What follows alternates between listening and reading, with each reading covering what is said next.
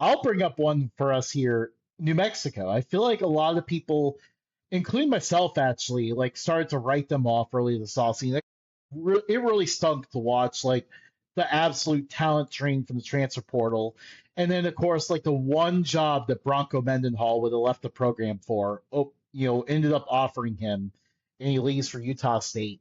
So that was all like a tough pill to swallow. But then here comes Jason Eck, and this he is such an awesome coach, and he is very used to navigating the transfer portal. Bringing in guys from there, having to replace other guys, and he brought in a lot of fun transfers. Like their running back room is, I mean, you could see more in like the state of the program series, but so that we don't take too much time. But their running back room is insanely deep. It goes four deep. They have a variety of good backs who could do all sorts of things, and I really like some of the pieces they added on defense. This is not going to be last year's New Mexico defense where everyone had a career day against them. This defense has some guys that can play this year. So this is a team I'm really looking at, and maybe we could see that breakthrough. Maybe we could see them hit that 6 wins and reach a bowl. Yeah, and that's the thing about the portal era, Justin. That like it's just so interesting where it's like, you know, everyone can leave in droves, but you can have an influx of players just like that, where it seems like, you know, It seems like Jason Eck just brought honestly the Big Sky All Stars with him. Two all first team guys on defense in Jackson Eck and Keyshawn James Newby on defense, and then of course Scott Trey Humphrey, at running back, where it's like, man, like it's just hard to compare scheme wise how because of course obviously like Humphrey would have fit in Bronco Mendenhall's system, but it's kind of interesting to see how Humphrey will fit in X system.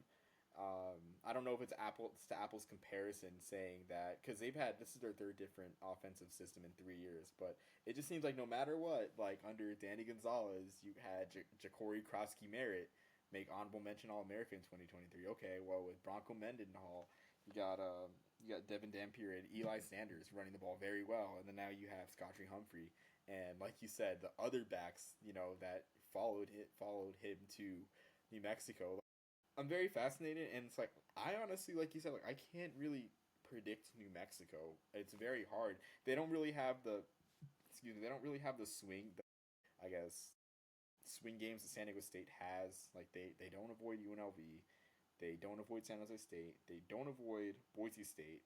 It seems like, and they don't avoid Air Force, which of course is always a tough out.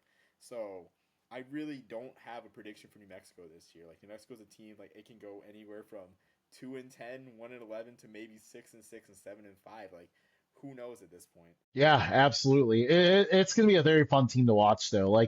And I really like what they're doing in terms of like rallying the community around them because, it felt like New Mexico football kind of was a little bit lost in Albuquerque for a little bit, but now, you got the promotion to bring kids in free and everything like that. Like, I think, and I noticed today, like, they're doing like low price concessions and stuff. Like, they're doing stuff to really get people in the area in the stands and like rally around the scene. After I move, after I graduate high school, they have to do that. After I move from New Mexico, they have to do that. What a shame, I mean, what about the people like us that almost froze our toes off watching Danny Gonzalez kick a field goal from the 2 yard line in single overtime against Utah State? What about me and my brother and mom who couldn't feel our toes? Where's my cheap concessions? But all jokes aside, like it's interesting too because I can understand why they hired a guy like Gonzalez, honestly, and he might have been right person, wrong time because just living in Albuquerque, we love our local products, right? Diego Pavia, from its time in New Mexico State, like that man could have ran for mayor of Las Cruces, and New Mexico, we love our local products, right? We love guys that hop from local teams, from local high schools to New Mexico. It's just hard getting that buy into. But I mean, I think Eck is taking the right steps too because I think he sees University Stadium and like I see that stadium like there's no reason for this stadium to almost have 40,000 seats. It's not a dig at New Mexico, but it's like I think he sees that and he's like, you know what? I think this is a good way to we can take the loss and with the concessions too. Like I mean, I just think the buy-in is there. Like while he's not a local guy, I do think that he has the right formula to it. I just hope it pays off because, man, like, when it's miserable, when it rains, it pours. I guess in New Mexico, it's Yeah, that's all I have to say about that. yeah, absolutely. When a program's down there, it takes a long time to bring it back up.